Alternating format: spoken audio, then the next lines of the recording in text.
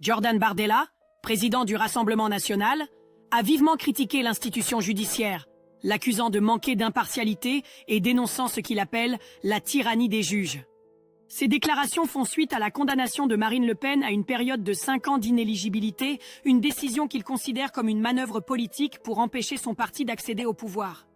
Selon lui, cette sanction illustre une instrumentalisation de la justice à des fins partisanes, renforçant son discours sur un système qui cherche à marginaliser le RN par des moyens autres que le vote démocratique.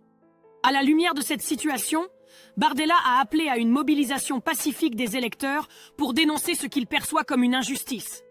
Cependant, il a veillé à condamner les menaces et les insultes dirigées contre les magistrats, déclarant que ces réactions ne sont pas acceptables, même si elles reflètent une colère publique croissante.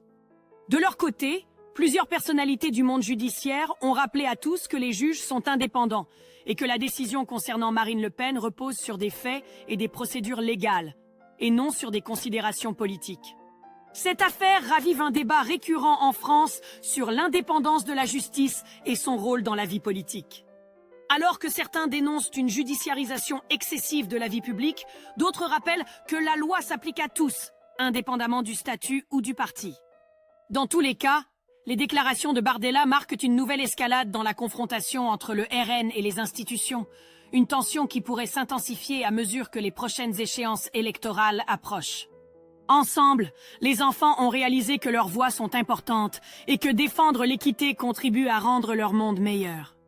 Ils ont décidé de travailler ensemble, diffusant des messages de gentillesse et de compréhension, croyant que chacun mérite d'être entendu. En jouant, ils ont appris qu'en partageant leurs idées et en s'écoutant les uns les autres, ils pouvaient créer un avenir meilleur pour tous. Sous le ciel étoilé, ils se sont rassemblés pour partager des histoires de bravoure et d'équité, rêvant grand de la manière dont ils pourraient améliorer leur communauté. Avec de l'excitation dans le cœur, ils décidèrent de peindre une fresque murale qui représentait leur rêve d'un monde juste et heureux.